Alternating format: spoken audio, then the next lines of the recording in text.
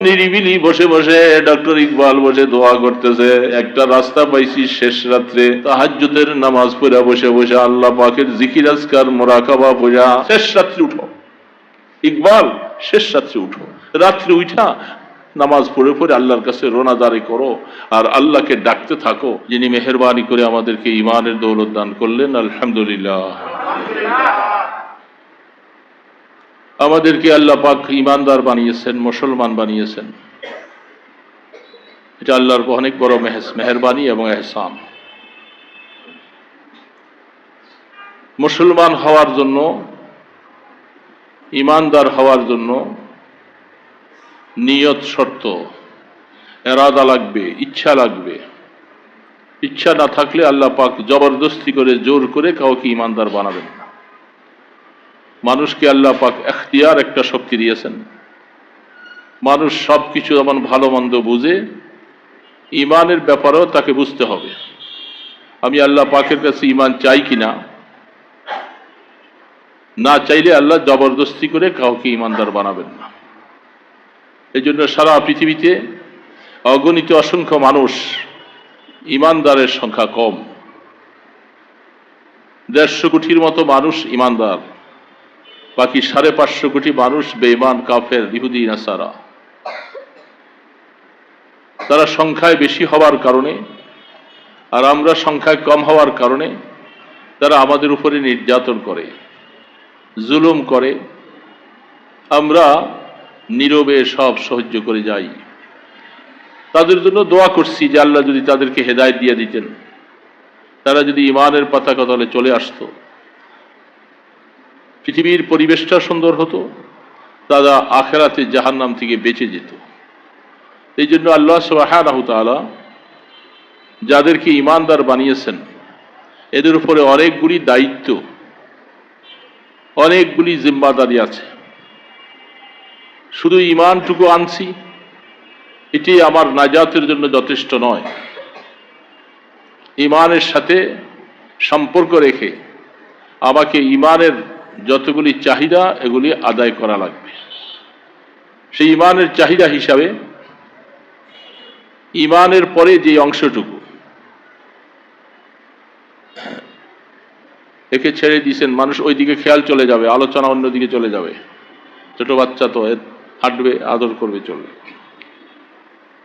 ইমানের পরে আল্লাহ পাক যে জিম্মাদারিটা মুমিনের উপরে দিয়েছে, মুসলিমের উপরে দিয়েছেন, সেই জিম্মাদারির 1 নম্বর জিম্মাদারি হলো নামাজ, সালাত, যেটাকে ইমানের পরে প্রথম স্তর, ইমানের পরের স্তরটাই হলো নামাজ, যেটাকে হাদিসের মধ্যে আসছেন, বুখারী শরীফে কিতাবুল জিহাদে হাদিস আসছে।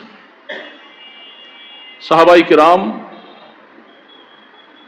আল্লাহর হাবিবকে প্রশ্ন করেছিলেন, আইয়ুল আমালে আফজাল,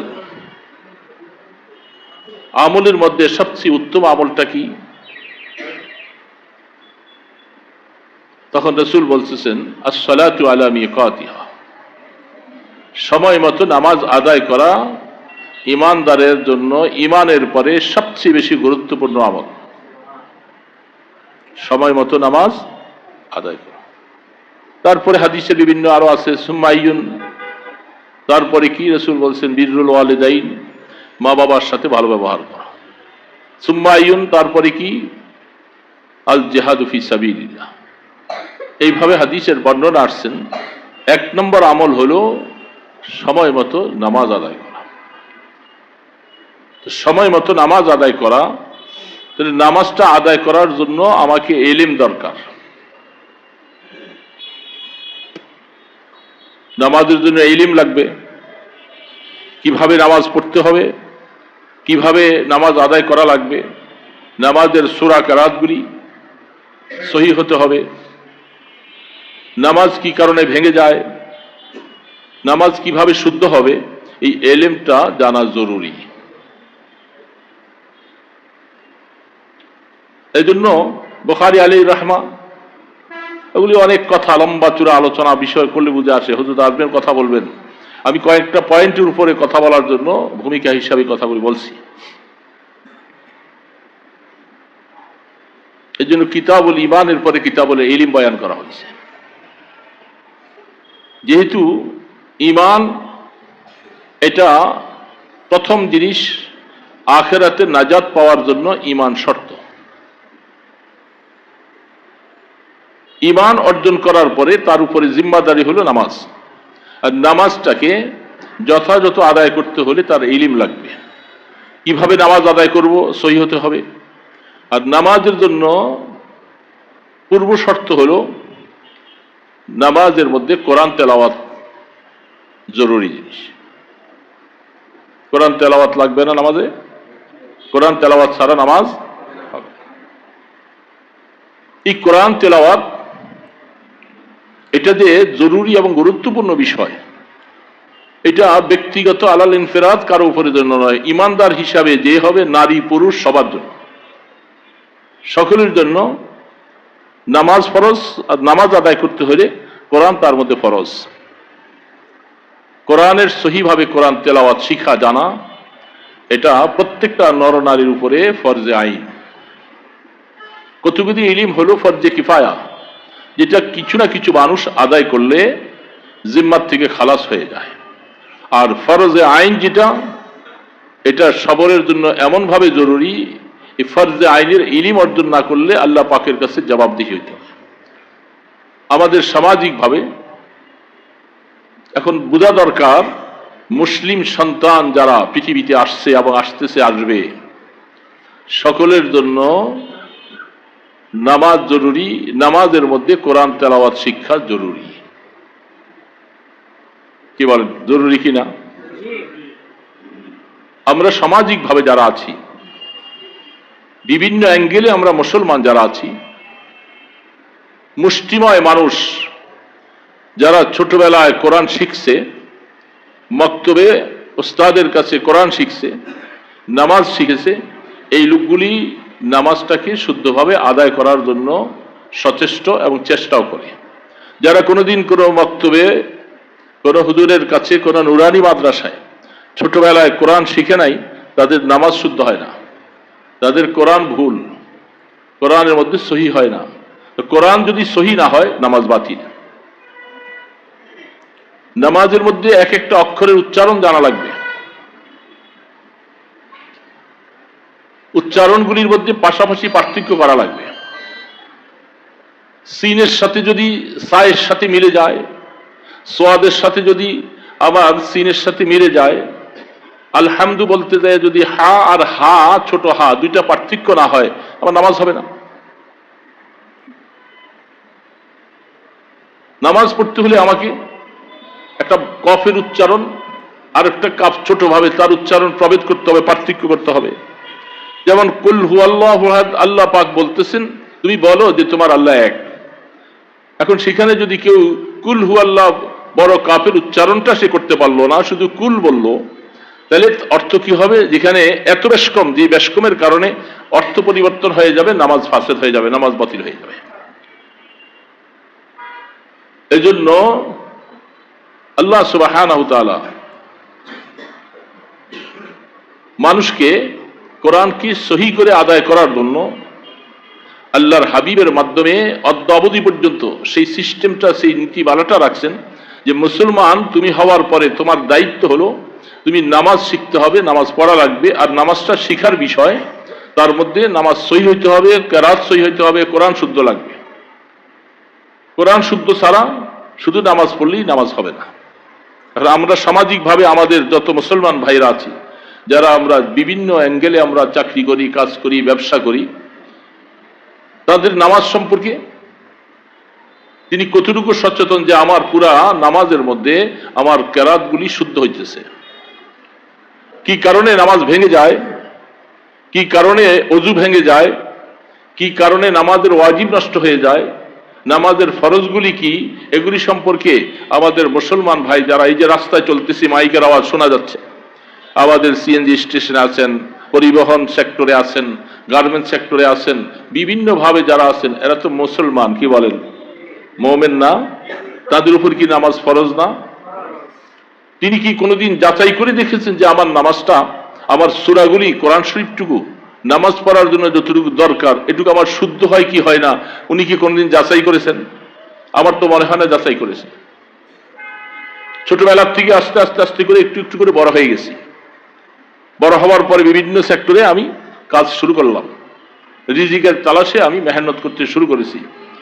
কখনো মসজিদে গিয়ে ইমাম সাহেবের পিছনে নামাজ পড়ি, আর যখন একা একই পড়ি তখন আমার নামাজটাকে আমি যাচাই করে দেখলাম না, নামাজটা আমার কি করে শুদ্ধ হচ্ছে কিনা। আপনাকে এই কথাটা জানার অধিকার কে আছে? আপনি যদি স্বয়ং নিজে যায় যদি ধরা না দেন যে আমার নামাজটা শুদ্ধ হয় কিনা, আমার সূরাটা, আমার কোরআন শরীফটা শুদ্ধ হয় কিনা, একটু শোনেন। এই কথাটা যদি আপনি উইলিংলি যদি যায়, যদি তার কাছে যায় না বলেন, সে আপনাকে ডেকে ডেকে এইভাবে কতক্ষণ শিখাবে? তাহলে বোঝা যাচ্ছে প্রত্যেকটা ঈমানদারের জন্য, নারী পুরুষ, তলাবুল ইলমি ফরিদাতুন আলা কুল্লি মুসলিম, প্রত্যেকটা মুসলিম নর নারীর জন্য এতটুকু ইলম অর্জন করা যে ইলমের দ্বারা তার নামাজটা শুদ্ধ করতে হবে। আমি বেশি অন্যদিকে গেলাম না, যেহেতু ব্যাপারটা অনেক জটিল। এখন আমার বোঝা দরকার যে আমার সন্তান যারা আছে, সে আমার সন্তানটা আমার আদরের মায়ার, আমি তাকে দিন শিখানো আমার উপরে জিম্মাদারি। বাবা হিসাবে সন্তানকে দিন শিখানো তার উপরে কি বলেন জিম্মাদারি আছে না নাই? আছে। এখন বাবা যদি তার জিম্মাদারিটা আদায় না করে, আমি আমার সন্তানটাকে দিন শিখাইলাম না, তাকে আমি কোরআন শিখাই নাই, নামাজ শিখাই নাই, এই ছেলেটা আস্তে আস্তে আস্তে করে বড় হয়েছে। বড় হবার পরে সে বিভিন্ন কর্মসংস্থানে, বিভিন্ন সেক্টরে সে কাজে যোগদান করেছে। সে এখন কামাই রোজগার করে, বিবাহ শাদী করাইছে, নাতিপুতি হয়েছে। এখন তার নামাজ, আপনি এখন এই বয়সে তার নামাজের ব্যাপারে ট্রেনিং দিতে পারবেন না, তাকে এখন এই ব্যাপারে উদ্বুদ্ধ করতে পারবেন না, কারণ সে এখন বড় হয়ে গেছে, বাবা হয়ে গেছে। যার কারণে এই লোকটার শিক্ষার সময়টাই ছিল, মেইন সময় ছিল ছোট বয়সে। যখন সেই বাচ্চাটা আপনার অধীনস্থ, আপনার বাবার সাথে চলাফেরা কথাবার্তা হিসাবে যখন সে চলে, তখনই তার মাঝে দিন দেওয়ার সবচেয়ে উপযুক্ত সময় ছিল। কি বলেন, ঠিক না?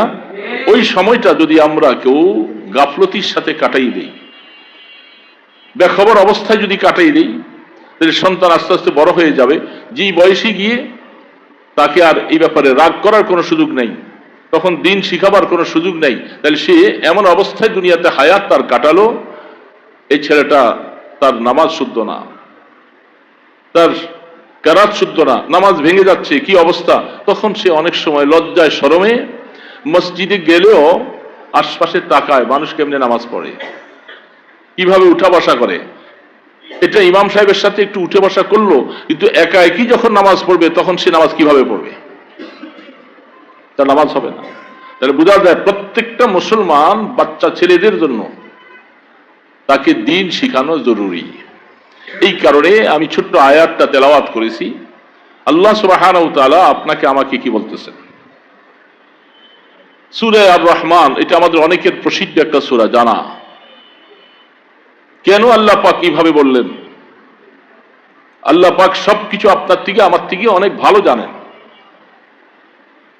আর রহমান, রহমান সম্পর্কে প্রশ্ন, কাফের মুশরিকেরা বলে মানি রহমান, রহমান কে? আমরা তো রহমান চিনি না, তাদের কাছে ঈমান নাই।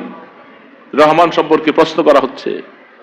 আল্লাহ সুবহানাহু ওয়া তাআলা তার রহমান সম্পর্কে পরিচয় দিতে গিয়ে আল্লাহ পাকের কাছে কোরআনের আয়াতের অভাব ছিল না, আরো অনেক অনেক শব্দ দিয়ে আল্লাহ পাক তার পরিচয়টা দিতে পারতেন।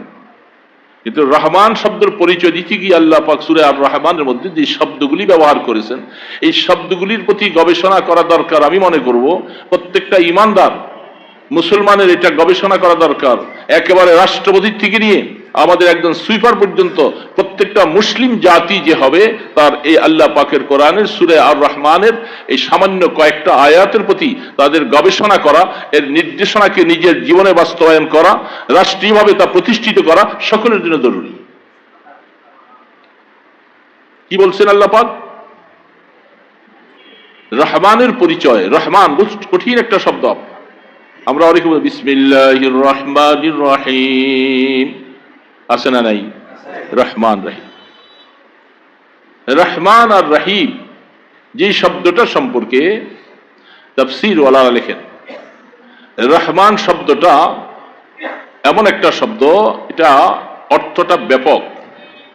এই জন্য রহমান শুধু একমাত্র আল্লাহর জন্যই খাস, কোন মানুষের নাম রহমান হতে পারে না।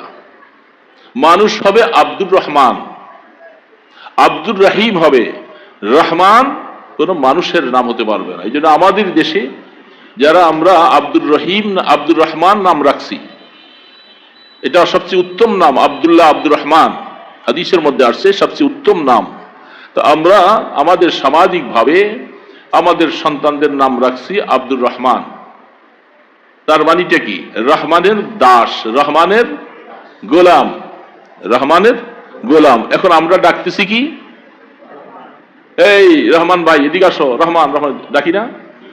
আব্দুর রহমান হিসাবে ডাকে না ম্যাক্সিমাম মানুষ। অধিকাংশ মানুষই শুধু রহমান সাহেব ডাকে, রহমান সাহেব, রহমান ভাই। কবিরা গুনাহ হবে, কবিরা গুনাহ, যে গুনাহ তওবা ছাড়া মাফ হবে না। খুলে দেখেন, তাফসীরগুলি দেখেন। কারণ রহমান কারো নাম রাখা জায়েজ নাই। রহমান এমন একটা বিশেষিত শব্দ, শুধু রহমান একমাত্র আল্লাহ, আল্লাহ ছাড়া আর রহমান কেউ না। এই জন্য আব্দুর রহমান ডাকতে হবে। এই আব্দুর রহমান এদিকে আসো, এই আব্দুর রহমান এদিকে আসো। শুধু রহমান ডাকা যাবে না, এটা মনে রাখবেন আজকের থেকে। যদি কাউকে আপনি রহমান নামের উপরে তাকে ডাকতে চান, তাকে কি ডাকবেন? আব্দুর রহমান ডাকবেন, শুধু রহমান ডাকা যাবে না। রহমান এটা আমার একটা খাস, এই যে রহমত আল্লাহ পাকের মেহেরবানি আর দয়া, এটা কিয়ামতের ময়দানে একমাত্র ঈমানদার ছাড়া আল্লাহর এই দয়া কোন কাফের মুশরিক কেউ পাবে না। কিয়ামতের ময়দানে এই রহমান দ্বারা বহু মানুষকে আল্লাহ পাক মাফ করবেন, কিন্তু এই রহমানের দয়ার অনুগ্রহর সবকিছু পাবে কিয়ামতের ময়দানে কারা? বলেন কারা? শুধু ঈমানদারেরা। কাফের মুশরিক উঠবে না কিয়ামতের ময়দানে? উঠবে। তারা আল্লাহ পাকের এই নামের কোনো বরকত পাবে না। হ্যাঁ, রহিম, রহিম শব্দটা এটা সবার জন্য নাম রাখা যেতে পারে, মানুষের নামও রাখা যেতে পারে। সেখানে আব্দুর রহিম না বলে শুধু রহিম বললে গুনাহ হবে না। আল্লাহ পাক তার বন্ধু মুহাম্মদ রাসূলুল্লাহ সাল্লাল্লাহু আলাইহি সাল্লামকেও রহিম লকব দিয়েছেন, রাউফুর রহিম। লাকাদ জাআকুম রাসূলুম মিন আনফুসিকুম আজিজুন আলাইহি মা আনিতুম হারিসুন আলাইকুম বিল মুমিনিনা রাউফুর রহিম। এজন্য রাসূলের নামের সাথে রহিম দিয়েছেন। তিনি তার উম্মতের জন্য অত্যন্ত দয়ালু, অত্যন্ত মেহেরবান। এই জন্য রহিম শব্দ রাখা দিতে পারে, কিন্তু রহমান কোন মানুষের নাম হতে পারে না। তো আল্লাহ সুবহানাহু ওয়া তাআলা সম্পর্কে কাফের মুশরিকেরা প্রশ্ন করে, এই যে রহমান রহমান আপনারা বলতেছেন, রহমান কে? আমরা তো রহমান চিনি না। আল্লাহ পাক বলে, রহমান চিনো না? রহমান চিনার জন্য আমি তোমাদেরকে বলে দিচ্ছি। এই তখন সূরা আর রহমান নাযিল করে। আর রহমান খালাকাল ইনসান, এটা বলছে। খুব বুঝতে হবে, দুইটা শব্দ এখানে, একটা খালাকাল ইনসান, একটা হলো আল্লামাল কোরআন। এই দুইটা শব্দ নীতিমালা হিসাবে, আমাদের জ্ঞান হিসাবে আমরা বুঝি, আগে মানুষ সৃষ্টির কথাটা আল্লাহ আগে বলবেন। এখানে দুইটা শব্দ, একটা হলো মানুষ সৃষ্টি করি, আর একটা হলো মানুষকে আমি কোরআন শিখাই। দুইটা শব্দ আল্লাহ পাকের গুণবাচক শব্দের মধ্যে এখানে আল্লাহ পাক লিখেছেন। রহমানকে তোমরা আগে বুঝো, রহমান ওই সত্তাকে বলা হয়, ওই জাতকে বলা হয়, ওই গুণ বিশিষ্ট ক্ষমতাবানকে বলা হবে। তার কাজটা কি? তিনি আল্লামাল কোরআন, মানুষকে কোরআন শিখান। খালাকাল ইনসান বলে মানুষ বানান। সুবহানাল্লাহ। আমাদের কাছে এটা একটু ব্যাপকটা উল্টা পাল্টা ভাবে লাগতেছে। আমরা জানি মানুষের সৃষ্টি হবে আগে। কি বলেন? মানুষের সৃষ্টি, তারপরে শিক্ষা আসবে, গুণ আসবে, কথা আসবে, কাজ আসবে, যাবতীয় কিছু সব আসবে তো পরে। আগে তো সৃষ্টি হতে হবে। আল্লাহ পাক কি এটা বুঝেন না? আল্লাহ পাক সিস্টেমটাকে ঘুরাইয়া বলছে। মানুষ সৃষ্টির কথা আগে আল্লাহ বলেন না। তার রহমানের যে গুণগুলি আছেন, গুণের মধ্যে এখানে দুইটা গুণ আল্লাহ পাক ব্যবহার করেছেন। একটা হলো মানুষ সৃষ্টি, আর একটা হলো মানুষকে তালিম দেওয়া, শিখানো। এই শিখানো আর সৃষ্টি দুইটা গুণ আল্লাহ পাক এখানে, একটা খালাকা আর একটা আল্লামা। এই দুইটা শব্দ আল্লাহ পাক এখানে ব্যবহার করেছেন। এখন খালাকার আল্লামা, খালাকা মানি সৃষ্টি করনেওয়ালা, সৃষ্টি করা জাত, আর আল্লাহ মানি শিখানেওয়ালা জাত। এখন আগে শিখাবেন না আগে মানুষ বানাবেন? আপনাদের ধারণা কি? আগে। এটা আমাদের সবার বাড়ির কাছেই এটা খুব প্রযোজ্য শব্দ, যে আগে জিনিস তৈরি হবে, তারপরে তার মধ্যে কি কি দেওয়া দরকার সেটা পরে দিবেন। আল্লাহ পাক মহান রব্বুল আলামিন এত বড় সত্তা, তিনি কি এই কথাটা বুঝলেন না যে আমাদের মতো আপনাদের মতো ছোট এই মস্তিষ্কওয়ালা আমার কাছে সেটা প্যাচ লাগিয়ে যাইব, তা আল্লাহ পাকের কাছে কি প্যাচ লাগবে না? এখন আল্লাহ এটা কেমন করে বললেন? তিনি বলতেছেন রহমানের পরিচয় নাও। রহমানের গুণটা কি? প্রথম গুণটা হলো তিনি মানুষকে কোরআন শিখান, বলেন সুবহানাল্লাহ। মানুষকে। 2 নম্বরে বলেন তিনি মানুষ বানান, অথচ মানুষ বানান তারপরে শিখান। কিন্তু আল্লাহ পাক যেটা পরে ছিল এটাকে আগে, যেটা আগে ছিল এটাকে পরে। কেন এইভাবে বললেন?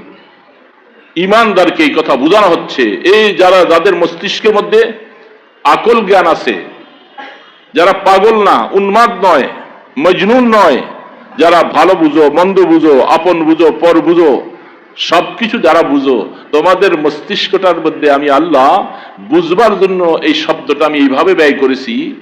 যদিও শব্দটা মানুষ সৃষ্টির কথাটা আগে দরকার ছিল আর শিখাবার কথাটা পরে দরকার ছিল, আমি শিখাবার কথাটা আগে নিয়ে এসে মানুষ সৃষ্টির কথাটাকে পরে ব্যক্ত করার মেন উদ্দেশ্য হলো, আমি মানুষ বানাবার মূল উদ্দেশ্যই হলো তাকে কোরআন শিখানো।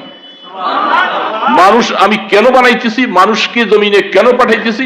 শুধু জমিনের মধ্যে চাষাবাদ করবে, ফ্যাক্টরি বানাবে, বড় বড় গার্মেন্টস বানাবে, গাড়ি চালাবে, এই জন্য তোমাকে মানুষ বানাই নেই। আমি তোমাকে বানাইছি আমি তোমার মধ্যে কোরআন শিখাবার জন্য। এই কথাটা বুঝাবার জন্য যেন তোমাদের জেহেনটা যেন এইদিকে চলে আসে। যখন আমি রহমানের পরিচয় আমি দিতে যাব, দেবার পরে যখন আমি আল্লামাল কোরআন বলবো, তারপরে যখন খালাকাল ইনসান বলবে, তোমরা চিন্তা করবে হায় এটা কি, কেন আল্লাহ পাক কিভাবে উল্টা বলতেছেন কেন? তাহলে বোঝা যাচ্ছে যে এর মধ্যে কোনো না কোনো কারণ আছে। এই কারণটাই হলো মানুষ জমিনে আসবা, তোমার কাজটাই হলো কি, আমি তোমাকে বানাবো, বানাবার পরে তোমার মূল কাজ হবে তোমাকে কোরআন নিয়ে তোমার জীবন কাটানো, কোরআন শিখানো, কোরআন শিক্ষা করা, কোরআন শিক্ষা দেওয়া। এটি আমার মাকসাদ, এটা হলো আসল উদ্দেশ্য মানুষ বানাবার। সুবহানাল্লাহ। মানুষ বানাবার মূল উদ্দেশ্য। এখন বলেন, উদ্দেশ্যহীন জীবন মাঝিহীন নৌকার মতো। যেই নৌকার মাঝি নাই, সাইডা দেন, এটা কেবল কখনো এদিক যাবে ওদিক যাবে, ঢেউয়ের বাড়ি খাবে, ধাক্কা খাবে, ইত্যাদি হবে। উদ্দেশ্যহীন জীবনটাও ওই মাঝিহীন নৌকার মতো। যে মানুষের জীবনের কোনো টার্গেট নাই, কোনো উদ্দেশ্য নাই, সেই মাঝিহীন একটা নৌকার মতো। মানুষের জীবনের টার্গেট ছাড়া উদ্দেশ্যহীন মানুষ থাকতে পারে না। প্রত্যেকটা মানুষের জীবনে একটা উদ্দেশ্য আছে। আল্লাহ পাক বলেন, আমি যে তোমাদেরকে বানাইছি আমার একটা উদ্দেশ্য আছে না? আমি কি খামাখা তোমাদেরকে বানাইছি? আবা হাসিবতুম আন্নামা খালাকনাকুম আবাসা ওয়া আন্নাকুম ইলাইনা লা তুরজাউন। তোমরা কি মনে করেছো আমি তোমাদেরকে খামাখা বানাইছি, অযথা বানাইছি, কোনো টার্গেট ছাড়া, কোনো উদ্দেশ্য ছাড়া এইভাবে তোমাদেরকে বানাইছি আর তোমরা আমার কাছে ফিরে আসবে না, এমনটা মনে করেছো? না, আমি তোমাদেরকে আবস বানাই নাই। আবস মানে বেহুদা, কোনো কাজে লাগে না, এই জন্য আমি তোমাদেরকে বানাই নাই। আমার একটা টার্গেট আছে। এই টার্গেটটা হলো তোমাদেরকে পৃথিবীতে পাঠাবার মূল টার্গেট হলো তোমরা কোরআন নিয়ে জীবন কাটাবা, কোরআন শিখবা, কোরআন তোমাদের পাতেও হবে, কোরআন তোমার গলার মালা হবে। কোরআনটাই ছাড়াই তোমার দুনিয়ার কোনো দাম নেই, এক পয়সাও। কোরআন যার কাছে নেই তার কোনো দাম নেই। এই জন্য আল্লাহ পাক এইভাবে বলছেন, মানুষ হিসাবে পৃথিবীতে তুমি আসবা, আসার পরে তোমার মূল কাজই হবে তুমি কোরআন। কোরআন শিখো, কোরআনকে সিনায় ঢুকাও। কোরআন সারা, কোরআনই একমাত্র ওহী। ওহীর এলেম সারা কোন মানুষের জীবনে পরিপূর্ণতা আসতে পারে না। 5টা ইন্দ্রিয় মানুষের মধ্যে আছে, এই 5টা ইন্দ্রিয় যথেষ্ট না। মানুষের চক্ষু, নাসিকা, জবান, ত্বক, ব্রেন, এই 5টা ইন্দ্রিয় দিয়ে মানুষ চলে, কিন্তু 5টা ইন্দ্রিয় যথেষ্ট না আল্লাহ পর্যন্ত পৌঁছার জন্য। সেইখানে ওহির এলিম লাগবে। কবরে আযাব হয়, আপনি আপনার পঞ্চম ইন্দ্রিয় দিয়া ধরতে পারবেন? চোখ দিয়া দেখেন না, কানে শোনেন না, মুখে কথা বলতে পারেন না, হাত স্পর্শ করতে পারেন না, ব্রেন খাটাইয়া মাথা শেষ। আযাবটা কেমনে হয়, কি হবে ইত্যাদি হবে কল্পনা করা যাবে না। যেখানে পঞ্চম ইন্দ্রিয় ফেল, সেখানে ওহির এলেম হবে প্রথম। ওহি ছাড়া কোনোদিন আপনি বুঝতে পারবেন না। এই জন্য ওহি হলো মূল জিনিস। আর ওহির মূল কারণটা কি? ওহিটা কি জিনিস? কোরআন। কোরআনটাই হলো ওহি। কোরআন ছাড়া একজন মানুষের জীবনটা সঠিকভাবে পরিচালিত হতে পারে না। এই জন্য আল্লাহ সুবহানাহু ওয়া তাআলা বলছেন মূল কারণ হলো কোরআন। কোরআনকে সামনে রাখো, তাহলে কোরআন হলো তোমার জীবনের পথ। এই জন্য হাদিসের মধ্যে আছে মান জাআলাল কুরআনা আমামাহু ওয়া আহাল্লা হালালাহু ওয়া হাররামা হারামাহু। আল্লাহ পাক বলেন সাকাতাহু আলাল জান্নাহ। আল্লাহ সুবহানাহু ওয়া তাআলা, আল্লাহ রাসূল বলেন যারা কোরআনকে জীবনের সামনে রাখবে, কোরআন তার জীবনের পাথেও বানাবে, কোরআন তার জন্য সুপারিশ করবে, কোরআন তাকে ধরে ধরে আল্লাহ জান্নাতে পৌঁছাবে। ওমান জাআলাহু খালফা যাহরিহি। আর যারা কোরআনকে পিছনে রাখছে, তার মানে কোরআন শিখে নাই, কোরআন মতো আমল করে নাই, কোরআনের জিন্দেগি বানায় নাই, সাকাতাহু আলান নার। সে কোরআন তাকে ধাক্কা দিয়ে জাহান্নামে ফেলে দেবে। কোরআন, এই কোরআনটা এত বড় একটা গুরুত্বপূর্ণ একটা বিষয়, একটা সাবজেক্ট। কোরআনকে কোনোদিন পিছনে রাখার অবকাশ নাই। কোরআন সামনে থাকবে মানে কি? আমার জীবনের সবকিছুর মূলে থাকবে কোরআন। এখন যারা আমরা কোরআনটুকু শিখলাম না, আমাদের জীবনটা চলবে কেমনে? এখন আমি নামাজ জানি না, আমি কোরআনের সূরা জানি না, কি কারণে নামাজ ভেঙে যায় আমি বুঝি না। আমি একটু ব্যবসা করব, ব্যবসার জন্য কোরআন আমাকে কিভাবে নির্দেশ করেছে আমি সেটুকু শিখলাম না। আমি বিবাহ শাদী করব, বিবাহ শাদীর উপরে কোরআনের কি নির্দেশ আছে সেটা আমি মানলাম না। আমি হজ করতে যাব, হজটার নীতিমালা আমি কোরআন থেকে নিলাম না। তাহলে আমার জীবনের কোন একটা কাজই সঠিকভাবে আদায় হবে না, সব উল্টা হবে। কি নাই? তার সাথে কোরআন নাই। যখন কোরআন থাকবে না, সেই কাজ সঠিকভাবে পরিচালিত হবে না। যতই আপনি ভালো মানুষ দাবি করেন, আপনার দাবি সুন্দর হবে না। কারণ একমাত্র রাস্তা দেখাইতে পারে সেই ক্ষমতা আছে কোরআনের। কোরআন ছাড়া আর কোথাও নাই। এখন যারা প্রত্যেকটা মুসলমান, এবং হাদিস শরীফের মধ্যে আসছেন, একটা সন্তান বয়স যখন 7 বছর হয়, তাকে নামাজের আদেশ করো। কিসের আদেশ করো বাবা? তা আদেশ করলে তো হবে না, এই লোকটা আবার এই বয়সে নামাজ শিখতে হবে না? তা 7 বছর বয়সে একটা মানুষকে নামাজ শিখাই দিতে হবে। যখন 10 বছর হয়ে যায়, নামাজ না পড়লে তাকে 2-1টা শাস্তিও দাও, তারপরে তার দ্বারা নামাজ আদায় করাও। তাহলে বাবার জন্য জরুরি মুরু সিবিয়ানাকুম ইযা বালাগু 7 আশার। তোমার সন্তান যখন 7 বছর বয়স হয়ে যায়, তখন তাকে নামাজের হুকুম করো, নামাজের আদেশ করো। এখন 7 বছর বয়সে এই নির্দেশটা কাকে করলেন? হাদিসে আল্লাহ রাসূল কাকে করছেন? বাবাকে, মাকে। মাকে না বললেও চলে, কারণ বাবাকেই। কারণ একটা সন্তানের লালন পালনের মূল দায়িত্ব, জিম্মাদারি কার উপরে? বাবার উপরে। বলেন না, কার উপরে? বাবার উপরে। এখন মুরু আওলাদাকুম, তোমার সন্তানকে তুমি নামাজ শিখাও, এই নির্দেশটা কাকে করছে বলেন? কাকে করছে? বুঝতেছেন তো বাবারা? বুঝতেছেন তো? বাবাকে করছে। এখন বাবা তার ছোট এই 7 বছর বয়সের বাচ্চাটাকে আপনি নামাজ শিখাইলেন না, তাকে কোরআন শিখালেন না, এই ক্ষতিটা কে করলো? আপনি, বাবা করলেন। এখন এই বাচ্চাটাকে নামাজ শিখাইতে হলে আপনি ঘরের মধ্যে কি পুরাপুরি পারবেন? ঘরের পরিবেশে একটা বাচ্চাকে পুরাপুরি কোরআন নামাজ শিখানো যায় না। হ্যাঁ, কিছু কিছু ফ্যামিলি আছে যাদের ঘরের মধ্যে মোটামুটি দ্বীনি পরিবেশ আছে, বাবা আলেম, ভাইয়েরা আলেম, সবাই চেষ্টা করে, মারা সে হয়তো চেষ্টা করবে, তারপরে অনেক সময় নিজে পারে না, বিভিন্ন ব্যস্ততার কারণে মায়ের কথা শুনে না, অনেক সময় ভাইয়ের কথা শুনে না। তখন এই বাচ্চাটাকে আপনি স্থানান্তরিত করতে হবে, এই বাচ্চাটাকে হিজরত করাইতে হবে মিনাদ দার ইলাল মাদ্রাসা। আপনার ঘর থেকে মাদ্রাসায় হিজরত করাইতে হবে। হিজরতের অনেক অর্থ আছে। ঘর থেকে তাকে হিজরত করাইয়া স্থানান্তরিত করে তাকে মক্তবে মাদ্রাসায় নুরানিতে দিতে হবে, ঠিক না? আমাদের দেশে, আপনাদের দেশে, সকল দেশে অনেক জায়গায় ধানের চারা বুনে, আছে না নাই? একটা বীজ তলার মধ্যে অনেকগুলি বীজ বপন করে অনেকগুলি ধান রাখে। আচ্ছা, এই বীজতলার মধ্যেই কি ধানের চারাগুলি রাইখা ধান খায়, ধান পাওয়ার আশা? বুদ্ধিমান কৃষক কি করবে? এখান থেকে পাশের জমিনে চাষাবাদ করে পানি দিয়া শেষ করে এখান থেকে চারাগুলাকে উঠাইয়া সেখানে নিয়ে রাখবে, আর তাকে যত্ন করবে, সার দিবে, শেষ করবে, তখন সেখান থেকে সুন্দর সময় মতো ফসল কাটা। আপনার বাচ্চাটার বীজতলা হলো আপনার ঘর, বুঝেন নাই? এই বাচ্চাগুলোর বীজতলা আপনার ঘর, ঘরের মধ্যে সে জন্ম, ঘরের মধ্যে সে লালিত পালিত।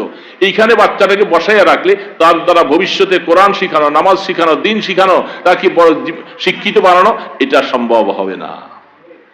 তাকে বীজতলার থেকে নিয়ে ওই হেফজখানায় দিয়ে আসতে হবে, কিন্টার গার্ডেনে দিতে হবে, নুরানি মাদ্রাসা নিয়ে দিতে হবে, স্থানান্তরিত করতে হবে। সেইখানে তারা লালন পালন করে তাকে সুন্দর করে পরিচর্যা করার পরে এই বাচ্চাটার থেকে একসময় ফলের আশা করবেন, ঠিক না? ঠিক বলেন? এখন আপনারা বাবারা সেই পরিবেশ আপনার কাছে খুব কম, অনেক সময় দূরে। আপনি বাচ্চাটাকে দূরে নেওয়া, আনা, আসা যাওয়া অনেক সময় এই বয়সে কষ্ট হয়ে যায়। বাচ্চা থাকতে চায় না, কাঁদতে থাকে। এখন আপনি পেরেশান, নিজেও কিছু কাজকর্ম করেন, সবসময় বাচ্চাটাকে নেওয়া আনা ইত্যাদি অনেক সময় কষ্ট হয়ে যায়।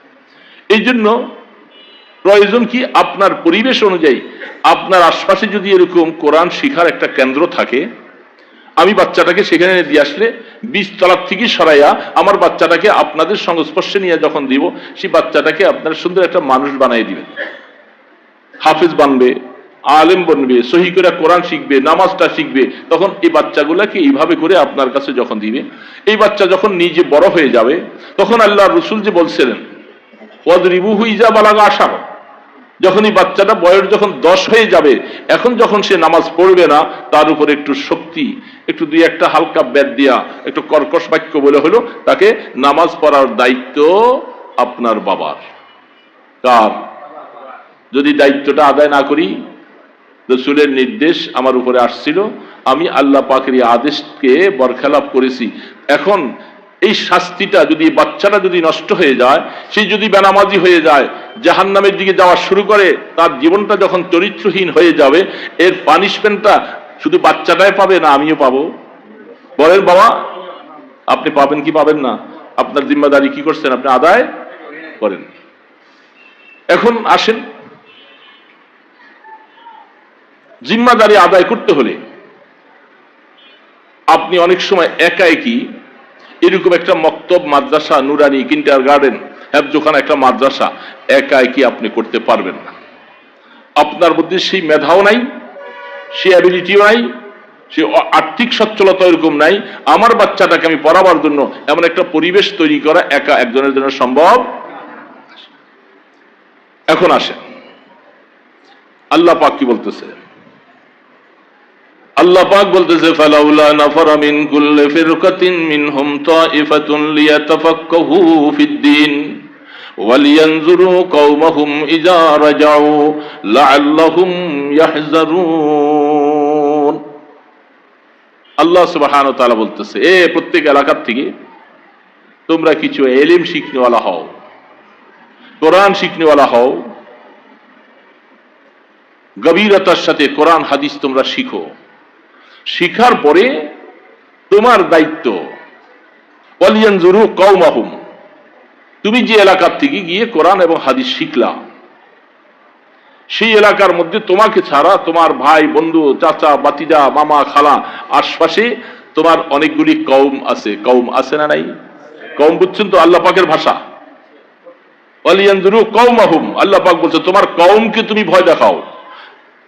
ভয় দেখানো মানে, তার মানে পিটাইতে বলছে? আল্লাহ পাকের কোরআন এত সুন্দর, নজির। আল্লাহ পাক তার বন্ধুর জন্য বলছেন বাশীরা ওয়া নাযীরা, বন্ধুর জন্য দুইটা টাইটেল ব্যাস করছেন। আমার বন্ধু তিনি তার উম্মতকে সুসংবাদও শোনাবে, ভয় প্রদর্শন করাবে। এই ভয় প্রদর্শন করার সিস্টেমটা চোরকে যেরকম পিটানো হয় এরকম না, হাইজাক্কার সন্ত্রাসীকে যেভাবে ভয় দেখানো হয় পিটানো হয় ওইভাবে নয়। আল্লাহ রসুল তার উম্মতকে ভয় দেখাবে, মায়ার সাথে মহব্বতের সাথে ভয় দেখাবে। ভাই এটা যদি তুমি না করো আল্লাহ পাক নারাজ হবেন, শাস্তি দিবে, জাহান্নামে জ্বলা লাগবে।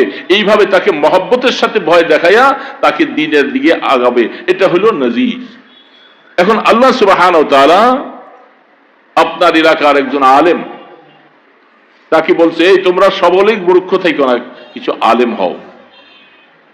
এলাকার থেকে সকলে প্রয়োজন বোধে না পাইলে চাঁদা দিয়া হলেও খরচ দিয়া হলেও তুমি একজন আলেম বানাও, একজন মুফতি মুহাদ্দিস বানাও। বানাবার পরে তার কি কাজ?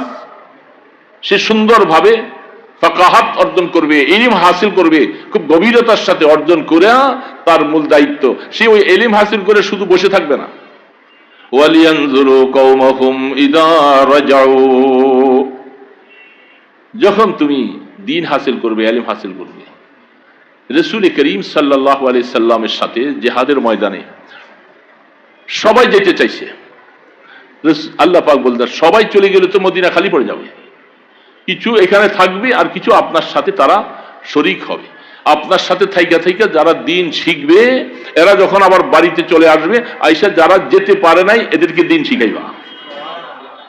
তাহলে আলেম, যিনি আলেম ইলম অর্জন করার পরে উনি সৌদি আরব চলে যাবে না, উনি চীন, জাপান, ব্রিটেন যাবে না।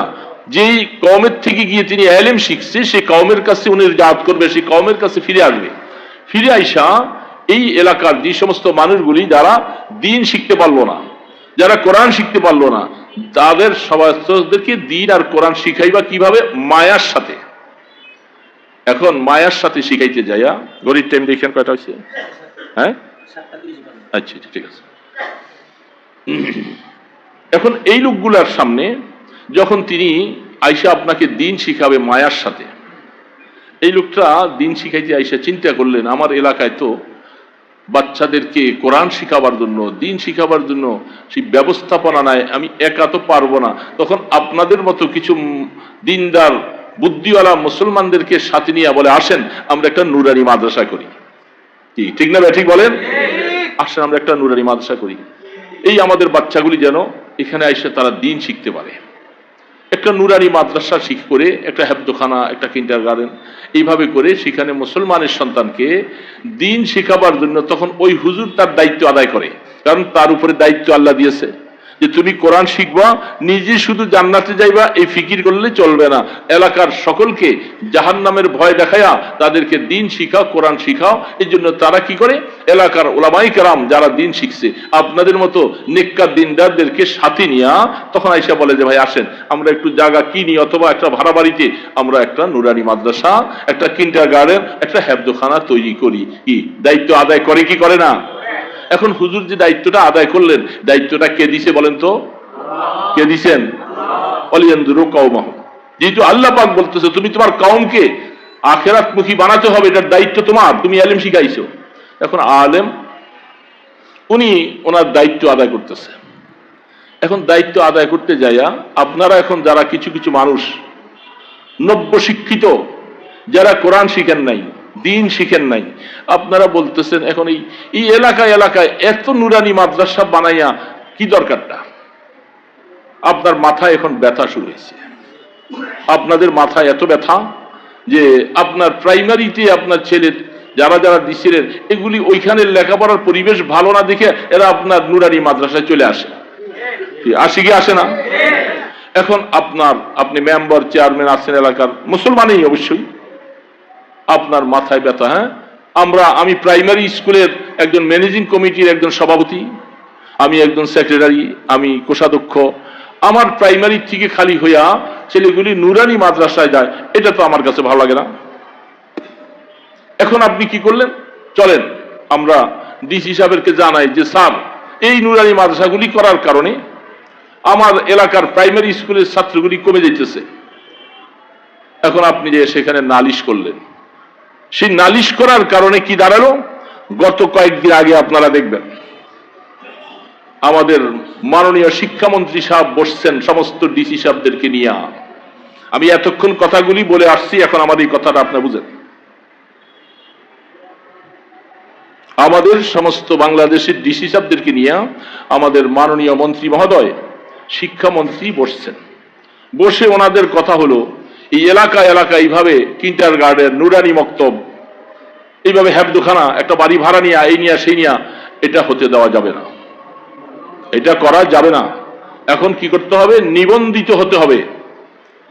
সরকারের কাছে যা দরখাস্ত দিয়ে আপনি এখানে একটা হেফজখানা বানাবেন, নুরানি মাদ্রাসা বানাইবেন, এটার পরিবেশ সেখানে মাদ্রাসা হতে পারি কিনা, এখানে কতটুক দূরে আছে, কি অবস্থায় আছে, এটার জন্য সরকারের কাছে দরখাস্ত পেশ করবেন। নিবন্ধিত হতে হবে, সরকারের আওতায় ঢুকতে হবে আপনাকে। সেখানে সেই সিস্টেমটা আমরা শীঘ্রই বাস্তবায়ন করতে যাচ্ছি। এমনকি তারা বলছেন যে আমরা হায়াতুল উলিয়া এবং ব্যাপক ওলাদের সাথে বসবো, যে আমাদের মাদ্রাসায় শিক্ষক স্কুলে ছাত্রগুলি সব চলে যায় সেখানে, এইভাবে তারা সেখানে জাতীয় সংগত বলবে না, সেখানে তারা আমাদের শিক্ষা কারিকুলামগুলি অনেক কিছু করবে না, আর এইভাবে যেখানে সেখানে কিন্ডার গার্ডেন বানাবেন, নুরানি বানাবেন, এটা আমরা হতে দিব না। বুঝছেন? আমার এই এতক্ষণ আলোচনার সারাংশটা বুঝছেন? বোঝেন নাই? আপনি মুসলিম, দায়িত্ব আল্লাহ পাকের তরফ থেকে আপনার সন্তানকে দ্বীন শিখানোর দায়িত্ব আপনার উপরে আল্লাহ পাক বর্তাইয়া দিয়েছেন। এখন আপনার সন্তানটা প্রাইমারিতে গেলেই নামাজ শিখতে পারবে, কি বলেন? হ্যাঁ, প্রাইমারি স্কুলে গেলে সে নামাজ শিখবে না, দ্বীন শিখবে না, কোরআন শিখবে না, ওযু ভঙ্গের কারণ শিখবে না, নামাজের ফরজ ওয়াজিব শিখতে পারবে না। সেই হিসাবে আপনি অভিভাবক, আপনার সন্তানটাকে দ্বীন শিখাবার জন্য আপনি চিন্তা করবেন আমার সন্তানকে আমি মাদ্রাসায় পড়াবো, এটা আমার দায়িত্ব। আপনি কে? আমি এই দেশের বাসিন্দা, আমার উপর আমার আল্লাহ পাকের জিম্মাদারি, আমার আল্লাহ পাকের দায়িত্ব, আমাকে মুসলমান হিসাবে এগুলি শিখতে হবে, নামাজ শুদ্ধ করে পড়াবার জন্য। আপনারা যারা বড় বড় মন্ত্রী মিনিস্টার আছেন, আপনার সূরা ফাতিহাটা তো শুদ্ধ হয় না, আপনি আরেকজনের উপর আইন চালু করতেছেন। কেমন কথা? আপনি মন্ত্রী হিসাব দেখি সূরা ফাতিহাটা শুনান দেখি কয়টা ভুল। আপনি শিক্ষামন্ত্রী হওয়ার পর এখন আপনার মাথার মধ্যে কারা এই বুদ্ধি দিয়েছে যে সমাজ থেকে কিন্ডার গার্ডেনগুলি, নুরানি মাদ্রাসাগুলি বন্ধ করতে হবে? এই বন্ধ করার জন্য পরিকল্পনা নিচ্ছেন আপনারা, খুব শীঘ্রই তারা পরিকল্পনা নিচ্ছে।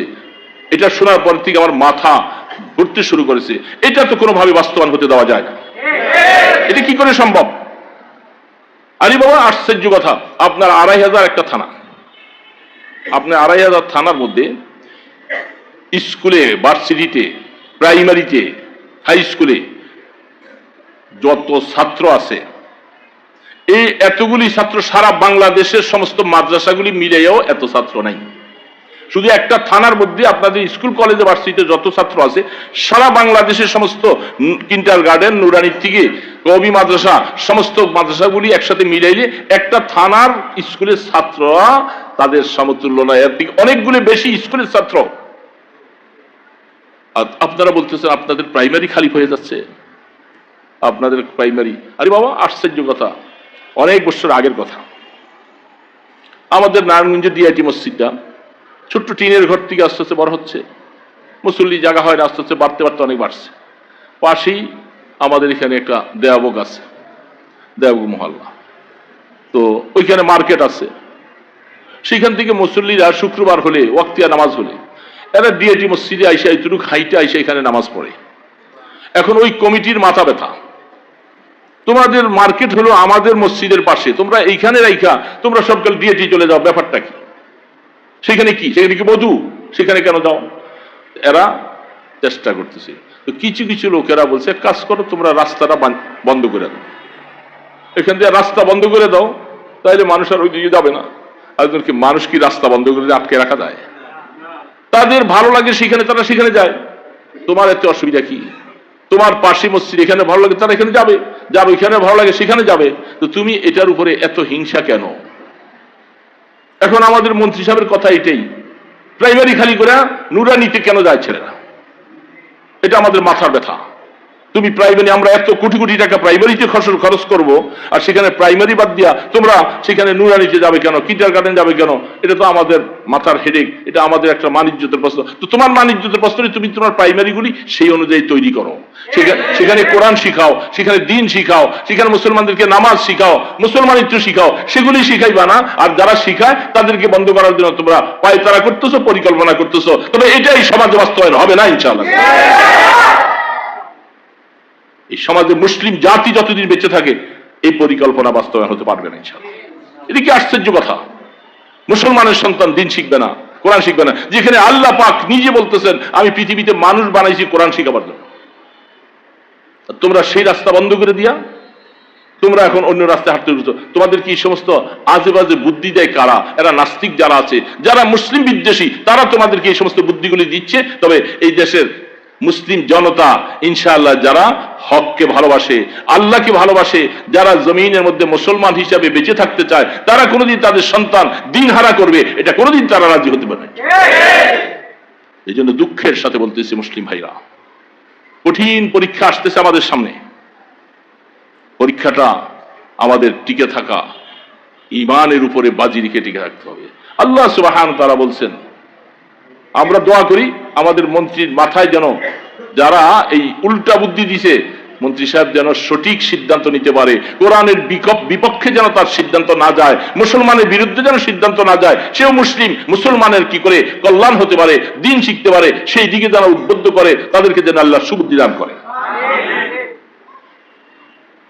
এই জন্য মুসলমান আল্লাহ সুবহানাহু ওয়া তাআলা তিনি যেহেতু বারবার বলছেন আমি কোরআন হেফাজত করার জিম্মাদারি নিয়েছি, আমি কোরআন হেফাজত করব।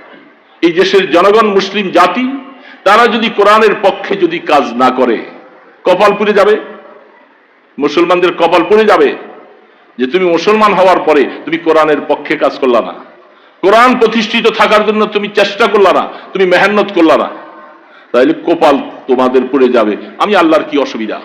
বলে আল্লাহর কোনো ক্ষতি আছে? কোরআন আরে কপাল তো পূর্বে এক সময় এমনি, কোরআন থেকে অক্ষরগুলি সব উঠে যাবে এক সময়, শুধু কাগজগুলি পড়ে থাকবে। মানুষ যখন কোরআনের থেকে দূরে সরে যাবে, কোরআনকে নিজের জীবনের পাথেও বাড়াবে না, কোরআনের ঘর প্রতিষ্ঠা করবে না, কোরআন শিখার পরিবেশ দিবে না, তখন আল্লাহ পাক আমাদেরকে 3টা লাথি দিয়া বলে যা কোরআন আমি নিয়ে গেলাম, তোরা মর। এই জন্য তখন যখন আমরা মরবো তখন গজব কেমনে আসবে? এই জমিন থেকে কোরআনকে যত দূরে সরাবা, ভূমিকম্প, টর্নেডো, বিভিন্ন জলোচ্ছ্বাস, গজব কাকে বলে সেটা দেখবেন তখন। টের পাইতেছেন না? এখন তো মজার মজার কথা বলতেছেন আপনারা, সচিবালয়ে বসে, সংসদে বসে, বিভিন্ন জায়গায় বসে বসে আপনারা এই কথাগুলি বলতেছেন। যখন আল্লাহ পাকের কোরআনকে সরাই দিবা, আল্লাহ পাকের পক্ষ থেকে আযাব আসতে আর দেরি হবে না। মনে রাখবা এই কোরআনের উসিলায় আল্লাহ পাক হেফাজত করে। কোরআন হলো এটা আল্লাহ পাকের তরফ থেকে আযাব গজবকে প্রতিহত করার জন্য একটা ক্যান্টনমেন্ট। মনে রাখবেন, ক্যান্টনমেন্টের দ্বারা যেরকম আমাদের সমস্ত বাহিনীদেরকে হেফাজত করে রাখা হয়, কেউ অতর্কিত হামলা করলে তার মোকাবেলা করা হয়, আল্লাহ সুবহানাহু ওয়া তাআলার কোরআন যেখানে থাকে সেই কোরআনটা আযাবের সাথে সেটাকে এমন ভাবে করে তাকে আল্লাহর কাছে ফরিয়াদ জানায় যে আল্লাহ আপনার কোরআন আমি এখানে আসি, এর উসিলায় তুমি এলাকায় আযাব থেকে হেফাজত করো। টের পাবেন ইন্না নাহনু নাযালনা যিকরা ওয়া ইন্না লাহু লাহাফিজুন। আরে আয়াতগুলি তো কাল শুনতে আসি, জীবনে কত শুনি, কোরআন আমি নাজিল করেছি, কোরআন হেফাজত আমি করব। এটা আল্লাহ পাক অবশ্যই বলতেছেন। হেফাজত কিভাবে করবেন? আল্লাহ আপনাকে আমাকে দিয়া করবেন। আমি আর আপনি যদি ব্যবহার না হই, আমরা যদি কোরআনের বিপক্ষে চলে যাই, আল্লাহ পাকের রাগ হবেন। রাগ হলে তখন বোঝা যাবে আল্লাহ পাকের রাগ ঠান্ডা করা কঠিন মাসালা হবে। তখন বুঝবেন সামান্য ভূমিকম্প যেগুলি আসে, এটার 2-4 পয়েন্ট বাড়াইয়া দিলে সব ভেঙে চুরমার হয়ে যাবে, হবে না? এই জন্য বড় বড় কথা, কোরআনের বিপক্ষে লম্বা কথা কেউ বলো না। অনুরোধ করতেছি আমাদের মন্ত্রী মহোদয় যারা আছেন, এমন কোন কাজ করবেন না যে কাজের দ্বারা এই দেশের কোরআনের বিপক্ষে হয়ে যায়, কোরআন ওয়ালাদের দিলে আঘাত আসে এবং কোরআন ওয়ালারা বদদোয়া হাত তুলতে বাধ্য হয়ে যায়, হালাক হয়ে যাবেন, ধ্বংস হয়ে যাবেন। আল্লাহ সুবহানাহু ওয়া তাআলা হাদিসের মধ্যে আল্লাহ রাসূল বলেন যে তোমরা ইত্তাকু ফিরাসাতাল মুমিন ফাইন্নাহু ইয়ানজুরু মিন নূরিল্লাহ, আমি আল্লাহ যাদের দিলের মধ্যে কোরআন দিয়েছি, কোরআনের জীবন দিয়েছি, যারা কোরআন মতো জীবনে চলে, এই সমস্ত অন্তর্দৃষ্টিওয়ালা লোকগুলার ফেরাসত থেকে, তাদের দিনের বদদোয়া থেকে বেঁচে থাকো, কারণ তারা আল্লাহ পাকের নূরের দ্বারা দেখে। যদি তাদের বিপক্ষে চলে যাও, যখন বদদোয়া শুরু হয়ে যাবে, সেই বাদশা, বিভিন্ন রাজা পৃথিরাজ, তারপরে রাজা গরু গোবিন্দ, এদের সমস্ত ধ্বংস করছিলেন কারা? বড় বড় অ্যাটম বোম দিয়া, গোলাগুলি করে। আল্লাহু আকবার, আমার আল্লাহ পাকের কুদরতের দ্বারা, আজানের শব্দের দ্বারা ভেঙে চুরমার হয়ে গেছে সবকিছু। দেয় নাই সেই আজান?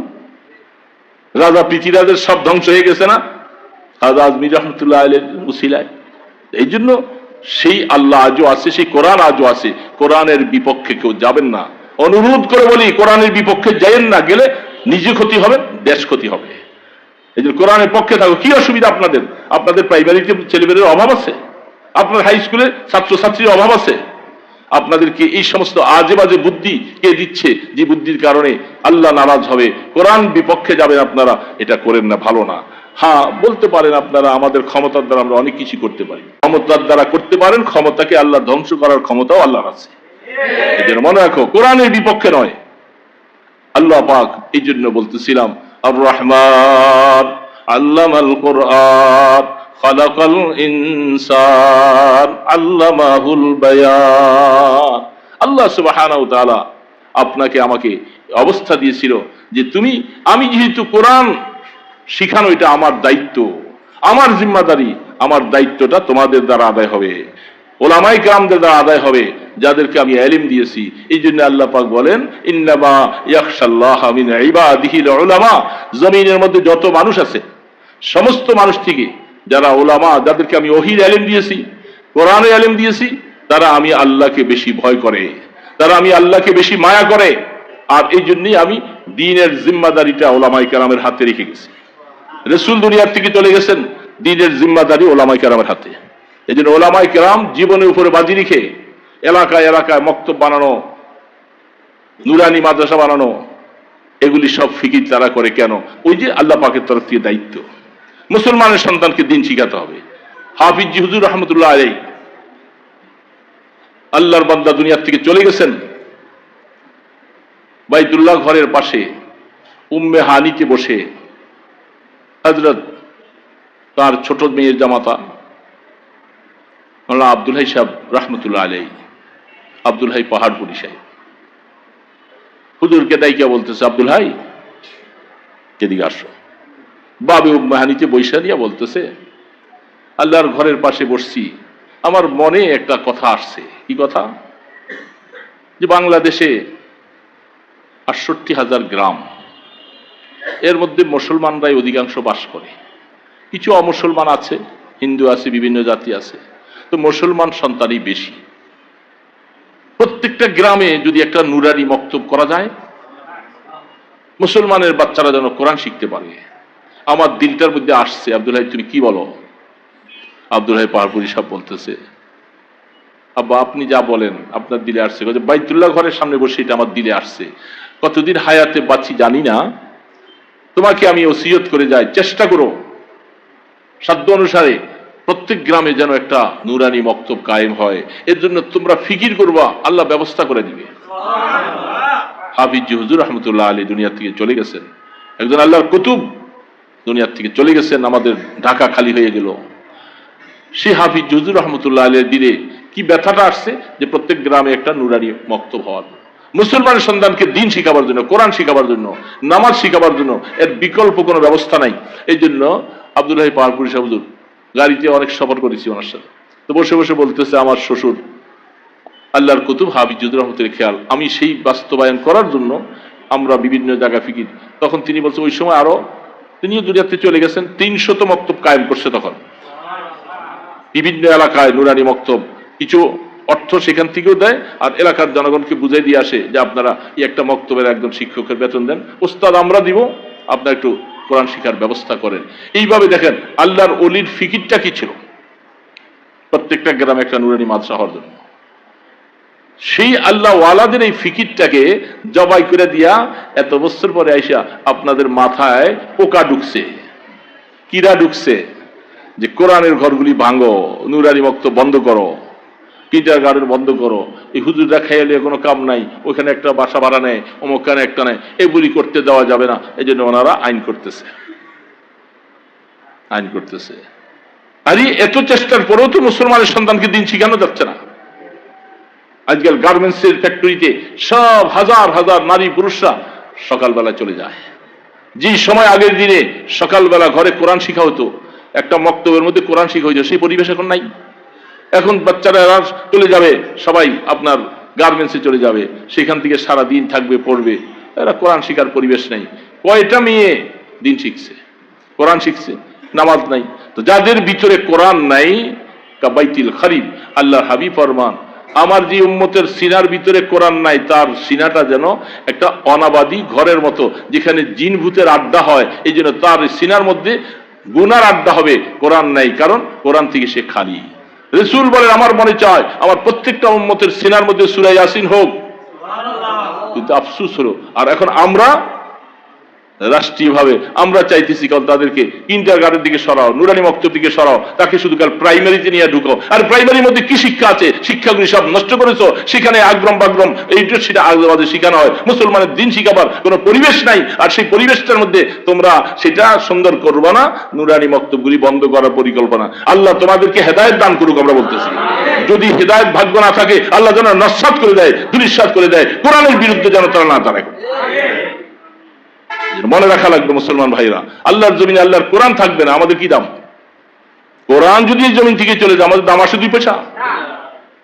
শিগালের মতো, কুকুরের মতো জীবন কাটাবে। মরবার সময় মুখে ভালো করে একটু সুন্দরভাবে কলেমা পড়াবার মানুষ খুঁজে পাওয়া যাবে না, যদি কোরআন যদি না থাকে। কোরআন না থাকলে, আরে বাবা, দ্বীনের ফ্যাক্টরি যদি না থাকে, সেখান থেকে দ্বীনের প্রোডাক্ট হবে না, আলেম হবে না, হাফেজ হবে না, মাওলানা হবে না, তখন সব বদ্দিনী সাইলাভ হবে। ফ্যাক্টরি নেই। এই জন্য ফ্যাক্টরিগুলি কেমনে বন্ধ করতে পারে, সেই সমস্ত ষড়যন্ত্র চলছে। যারা নাস্তিক, তাদের শরীরে জ্বালা। এত আলেম ওলামা কেন এই দেশে? এত হুজুর কেন? এত পিশাব কেন? এত ওয়াজ মাহফিল কেন? এই তাদের গাত্রদাহ। তোমাদের শরীরে আরো আগুন জ্বলবে। আল্লাহর কোরআন বন্ধ করতে পারবে না। কি মনে পারবে? এই জন্য মনে রাখা দরকার। তাই আমি এই আয়াতটা পড়েছি বরকতের জন্য। মনের ব্যথাগুলি বললাম আপনাদের সামনে। তারা যত বাধা দিবে, আমরা তত বেশি কোরআনের ঘরকে আঁকড়ে ধরব। আমার সন্তানকে আমি দিন শিখাবো। তুমি কে? আমার সন্তান আমি দিন শিখাবো। তারপরে দিন শিখাবার পরে সে তৌফিক হলে সে ডক্টর হোক, সে ইঞ্জিনিয়ার হোক, কিন্তু কোরআনটা আগে চিনা দিয়ে দেবো। আরে বাবা, শীতলক্ষা নদীতে আপনি কয়েক হাজার টন দুধ ঢালেন, তো অস্তিত্ব থাকবে? পানির সাথে এত টন লাগবে না।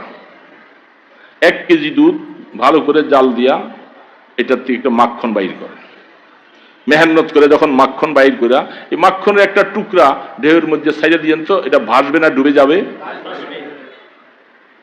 কারণ এর মধ্যে মেহনত। ঠিক কোরআনের অবস্থাটা তদ্রুপ। একটা সিনার ভিতরে আল্লাহর কোরআন ঢুকিয়ে দেন, তার বাল্য বয়সে, ছোট বয়সে তার সিনার মধ্যে কোরআন দিয়ে দেন। সে ডক্টর হবে, ইঞ্জিনিয়ার হবে, লন্ডন যাবে, ব্রিটেন যাবে, চীন যাবে, জাপান যাবে, যে কোনো জায়গায় যাবে, তাকে বাজে পরিবেশে ডুবাইতে পারবে না। কারণ কোরআনটা তার সিনার মধ্যে দিয়ে দেন, এটা তাকে ধরে রাখবে, মুসলমানিত্ব ধরে রাখবে। সে বাতিলের বিরুদ্ধে, বাতিলের সাথে মিশে তার মুসলমানিত্ব শেষ করবে না। এই জন্য মুসলমানের সিনার মধ্যে কোরআন দিয়ে দিবা। সন্তানকে যদি ভালো সন্তান পাইতে চাও, মরার সময় যদি তোমার সামনে বসে একটু সূরা ইয়াসিন পড়তে এরকম সন্তান বানাইতে চাও, তোমার জানাজাটা যদি তোমার সন্তান দিয়ে পড়াইতে চাও, তাকে সিনে কোরআন দাও। কোরআন দাও। কোরআন ছাড়া বিকল্প চরিত্র গঠন হওয়ার আর কিছু নাই। যত কিছু এগুলি মানবীয় দুনিয়াবী শিক্ষা। এই শিক্ষার দ্বারা কোনোদিন আল্লাহ পাকের সন্তুষ্টি পাওয়া যাবে না। এটা দুনিয়াবী অর্জন করার জন্য একটা হুনার, একটা শিক্ষা। আমি ইঞ্জিনিয়ার হবো, ডাক্তার হবো, ইত্যাদি হবো, সবকিছু ভালো কথা, দুনিয়া কামাই করতেছি। এই জন্যই তো ওলামায়ে কেরামকে বলে, এই তোমরা দিন শিখবা, খবরদার দুনিয়া হাসিল করার উদ্দেশ্যে যদি কেউ দিন শিখো, তাহলে তোমার কোনো সওয়াব নাই। আর যারা ডাক্তার হইতে চায়, ইঞ্জিনিয়ার হইতে চায়, ব্যারিস্টার হইতে চায়, বড় শিক্ষিত হইতে চায়, এরা কি সওয়াব কামাই উদ্দেশ্যে করে? এগুলি সব দুনিয়া কামাইবার উদ্দেশ্যে না? তো যারা তাদের ওই কাজটাই তো দুনিয়া অর্জন করার উদ্দেশ্যে, সেখানে সওয়াব নেই। আর ওলামায়ে কেরাম কি বলে, তুমি দিন শিখবা, আল্লাহর জন্য শিখো। বলে হুজুর আমি রিজিক, বলে রিজিক আমি আল্লাহ দিব তোমাকে, ইজ্জতের সাথে রিজিক দিব, চিন্তা করো না তুমি, তোমার রিজিক তো আমি আল্লাহ রাজ্জাক আছি। রিজিক দাতা ফ্যাক্টরি না, রিজিক দাতা তোমার সরকার না, রিজিক দাতার মালিক হলেন আমার আল্লাহ। এই জন্য তুমি ইলম শিখবা আমার জন্য, আমাকে রাজি করার জন্য। তুমি দুনিয়া অর্জনের জন্য ইলম শিখো না। এই জন্য ওই সমস্ত শিক্ষার মধ্যে ভালো নিয়তই নেই, কারণ সেই রাস্তাই নেই, তারা দুনিয়া অর্জনের জন্যই শিখবে। একজন ইঞ্জিনিয়ার হলে একটা কলমের খোঁচায় লাখ লাখ টাকা চলে আসবে, একজন ডাক্তার হবে মানুষের খেদমতের জন্য। আর মানুষ এখন কিভাবে করে তারা টাকা উপার্জন করে, দৈনিক 1 লাখ টাকা, 50,000 টাকা। তাহলে ভিজিট আর ভিজিট, এক এক ডাক্তার দেখা যাচ্ছে 50 জন 100 জন রুগী দেখে, 1 মিনিটের সময় দেয় না। তাদের উদ্দেশ্য হলো অর্থ, হায় অর্থটি সকল অনর্থের মূল। এই জন্য ইলম হাসিল করবে আল্লাহর জন্য, আল্লাহর জন্য আখিরাত অর্জন করবে, আখিরাত পাবে। সেই রাস্তাগুলি বন্ধ করার জন্য তোমরা নিচ্ছ যে সন্তানের সিনায় কোরআন দিয়ে দাও, কোরআন দিয়ে দাও, ইনশাআল্লাহ কোরআনের উসিলায় সে বেঁচে থাকবে, গুনাহ থেকে বেঁচে থাকবে, খারাপ রাস্তা থেকে বেঁচে আসবে। ওই ডক্টর ইকবাল বলছিল যে আমাকে আমার বাবা তখন লন্ডন পাঠাইছিল অক্সফোর্ড বিশ্ববিদ্যালয়ে শিক্ষা গ্রহণ করার। ডক্টর ইকবাল শিকোয়া জবাবে শিকোয়া কিতাব লিখেছেন। এত বড় দার্শনিক, এত বড় মানুষ, নিকার। তিনি লন্ডনের পরিবেশে যাইয়া যখন দেখলেন যে সেখানে ওই জামানায় পরিবেশটা গান্দা, দুর্গন্ধ, বেপর্দা, হাফ প্যান্ট পরা, মেয়েদের মধ্যে তেমন কিছুই নাই, কিছু বলতেও পারি না। বিভিন্ন রাষ্ট্রের মধ্যে যাই দেখবেন যে আমাদের দেশে তো এয়ারপোর্টে ঢুকলে মাঝে মাঝে চোখ বন্ধ রাখতে হয়, কারণ এই বিদেশিরা আর আমাদের দেশিরাও এই হাফ প্যান্ট পরে, মেয়েগুলোর শরীরে এখন কাপড় চোপড় নাই, এয়ারপোর্টে ঢুকলে দেখা যায় চোখ বন্ধ করে থাকা লাগে, কঠিন হালাত এখন। আর যারা বিদেশি ইউরোপ দেশের যারা, ওদের মধ্যে তো ধর্মকর্ম নাই, কিচ্ছু নাই, তারা উলঙ্গ কি অবস্থায় আছে, নেকেট অবস্থায়। আমাদের দেশে তো সেই লন্ডনে অক্সফোর্ডে ডাক্তার সেখানে লেখাপড়া করতেছে। উনি বলতেছে লেখাপড়া করতে করতে এখন দেখি পরিবেশটা এত খারাপ। আসছিলাম তো মুসলমানের সন্তান, বাবা পাঠাইছে ভালো শিক্ষা অর্জন করবো, এই জন্য এখন তো মনে করছি লেখাপড়া শেষ করার পরে ইমান নিয়ে যাইতে পারবো কিনা সন্দেহ হয়েছে। বাবাই তো আমাকে বড় শিক্ষিত বানাবার জন্য পাঠাইছে, পেরেশান। তো তিনি লিখছে নজর উলজিয়ে হয় 400 মে, नजर उलझी है 400 में, खरद खोई गई है रंग बो में, न छुड़ाए दिल फुगाने सहरगाही, अमा शायद मिले अल्लाहु में। ডক্টর ইকবাল বলতেছে চতুর্দিকে তাকাইয়া দেখি নজর ঠিক রাখা যায় না, সব পরিবেশ এত খারাপ, এত দুর্গন্ধ, কেমন করে বাঁচবো আমি এখান থেকে।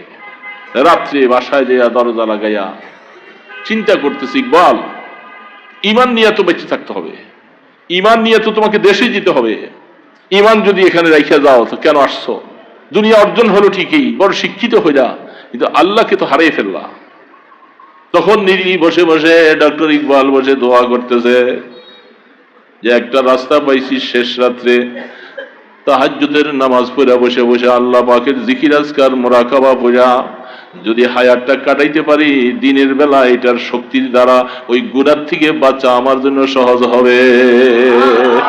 नजर उलझी है 400 में, करद खोई गई है रंग बो में, न छुड़ाए दिल फुगाने सहरगाही, अमा शायद मिले अल्लाहु में। শেষ রাত্রে উঠো ইকবাল, শেষ রাত্রে উঠো, রাত্রে উঠা নামাজ পড়ে পড়ে আল্লাহর কাছে রোনাদারি করো আর আল্লাহকে ডাকতে থাকো, তাহলে তোমার দিলের মধ্যে একটা কুদরতি শক্তি আসবে। এই শক্তির দ্বারা ওই গুনার মোকাবেলা করা তোমার জন্য সহজ হবে, গুনার থেকে বাঁচা সহজ হবে। নতুবা শয়তান তোমাকে শেষ করে ফেলবে। তুমি শিক্ষা অর্জন করবা ঠিকই, কিন্তু ইমান বাঁচাইতে পারবা না, ইমানটা তোমার নষ্ট হয়ে যাবে। তাই মুসলমানের সন্তান ভাইয়েরা, আমাদের সন্তানকে যত বাধা আসুক, যত বিপত্তি আসুক, কোরআন শিখাবো। আমার সন্তানকে দিন শিখাবো, আমি কোরআন শিখাবো, এটা আমার ইচ্ছা। আমার আল্লাহ পাকের হুকুম আমাকে পালন করতে হবে, আমাকে মানতে হবে। সমস্ত সন্তানদেরকে দিন শিখাবো, কারণ তাদেরকে দিন না শিখাইলে তোমাদের মতোই অমুক তমুক মন্ত্রী মিনিস্টাররা যখন আমার উপরে আল্লাহর আযাব চলে আসবে, তোমাদের খুঁজেও পাওয়া যাবে না সেদিন। তোমরা বাঁচাইবে আমাকে। রব্বানা আতিহিম দি'ফাইনি মিনাল আযাব ওয়ালআনহুম লা'নান কাবীরা। সেদিন বলবে আল্লাহ, আমাকে জাহান্নামে পাঠাইতেছ। এই সমস্ত নেতারা, এই সমস্ত আমার বাবা, এই সমস্ত এরা আমাদেরকে দিন শিখায় নাই, তোমার পরিচয় দেয় নাই, জাহান্নামের ভয় দেখায় নাই। আমরা পথভ্রষ্ট হয়ে গেছি, নষ্ট হয়ে গেছি, এখন আমাদেরকে জাহান্নামে পাঠাইবা।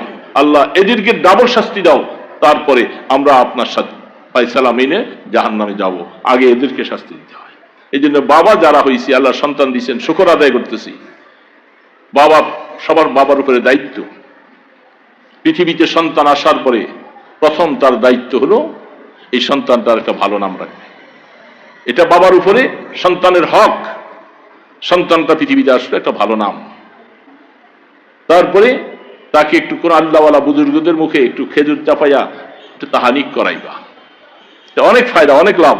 কোন আল্লাহওয়ালার মুখের একটু লালা মুখে লাগাই দিবা।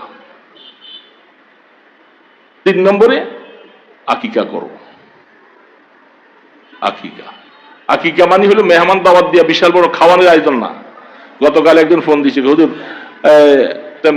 মেয়ে হয়েছে, একটু আকিকা করতে মনে চাই, অনেকের দাওয়াত টাওয়াত দিয়া যদি খাওয়াই, আর যদি কিছু দেয়, বলে সেই পরিবেশটা করবেন কেন? দেওয়ার আশাটা নিবেন কেন? আপনি মেহমানদারি করে কিছু খাওয়াই দেন, ভালো কথা। আর এরা পোটলা নিয়ে আসবে, হাদিয়া দিবে, আকিকা যা খরচ হয় এই পজিশন টাকাটা উঠতে যাবে, আরো লাভও হবে। এই নিয়ত কেন? বরং আকিকা করবা, বালাদুর হবে, ভালো নাম রাখো, কিছু সাদকা খয়রাত করো। এগুলি করার পরে ছেলেটা যখন একটু একটু করে আব্বু আম্মু যখন বলতে শিখে, তাকে আল্লাহ আল্লাহ শব্দটা শিখাও। তার মুখ দিয়ে যেন আল্লাহ শব্দটা বাইর হয়। যখন সেই লেখাপড়া পড়ার একটু পরিবেশে আসলো, তাকে এই ক্যাট ফ্যাট ম্যাট এগুলি না শিখাইয়া তাকে তুমি বিসমিল্লাহ শিখাও, বিসমিল্লাহ শিখাও, আল্লাহ শিখাও, আল্লাহ পাকের পরিচয় দাও। এই জামাটা কে দিল? এটা আল্লাহ দিছে। এই খানাটা কে দিছে? আল্লাহ দিছে। এগুলি শিখাও বাচ্চাদেরকে। এই বাচ্চা ইনশাআল্লাহ পথ হারা হবে না, পথ ভ্রষ্ট হবে না। তার সিনার ভিতরের মধ্যে আল্লাহ পাকের পরিচয় দিয়ে দাও। আর যখন শিখতে শুরু করে, তাকে আলিফ বাতা শিখাও, আলিফ বাতা শিখাও, এগুলো শিখাও। তারপরে সে অন্যান্য শিখবে। এটা হলো বাবার উপরে হক। এই হক যদি বাবা আদায় করে, ইনশাআল্লাহ বাবাও শান্তিতে থাকবে, সন্তানও শান্তিতে থাকবে, এবং কিয়ামতের ময়দানে এই সন্তান আর বাবা ইনশাআল্লাহ একজন আরেকজনের উসিলায় জান্নাতে যাওয়ার তৌফিক হবে। কয়টা বাচ্চা? তো এই জন্য দোস্ত বন্ধু, কয়েকটা কথা বলে গেলাম। মনের ব্যথা, মনের দুঃখ, এটার প্রতি আমাদের খেয়াল রাখা দরকার। আমার সন্তান যেন বদ্দিন না হয়ে যায়, আমার সন্তান যেন দিন হারা হয়ে না যায়। যেভাবে পারি, যেমনি পারি, তাকে দিনই পরিবেশে রাখার চেষ্টা করব তো ইনশাআল্লাহ। যে কোনো জায়গায় যেখানে সুযোগ হয়, তাহলে ইনশাআল্লাহ দুনিয়া তো আপনি শান্তি পাবেন, আপনার সন্তানটা আপনার কষ্ট দিবে না, ব্যথা দিবে না, শান্তি পাবেন। এই জন্য তো আল্লাহ পাক দোয়া শিখাইছে, রব্বানা হাব লানা মিন আজওয়াজিনা ওয়া যুররিয়াতিনা কুররাতা আয়ুন ওয়াজআলনা লিল মুত্তাকিনা ইমামা। আল্লাহ পাক দোয়া শিখেছে, মা বাবারা আল্লাহর কাছে দোয়া করো, আল্লাহ আমার সন্তানটা যেন আমার এমন চরিত্রবান হয়, এমন আখলাক ওয়ালা হয়, এমন ইলম ওয়ালা হয়, আমল ওয়ালা হয়, তাকে দেখলে যেন আমার চোখটা জুড়ে যায়, চোখটা ঠান্ডা হয়ে যায়। এরকম দোয়া করার জন্য মা বাবাকে বলছে। এই জন্য আমরা সেই চেষ্টা। আমি এই ভার্সিটিতে পড়াইলে, বড় বড় ইঞ্জিনিয়ার বানাইলে চোখ ঠান্ডা হবে, কারণ ছেলে দাঁড়ায় দাঁড়ায় পেশাব করবে, নামাজ পড়বে না, মা বাবা গালি দিবে, খবর নিবে না, তাহলে চোখ ঠান্ডা হবে। কি বলেন, ঠিক না? এই জন্য মুসলমানের সন্তানকে দিন হারার জন্যই সমস্ত ষড়যন্ত্র, আল্লাহ পাক এই সমস্ত ষড়যন্ত্র থেকে মুসলিম সমাজকে যেন হেফাজত করেন। ওয়া আখির দাওয়ানা আনিল হামদুলিল্লাহি রাব্বিল আলামিন।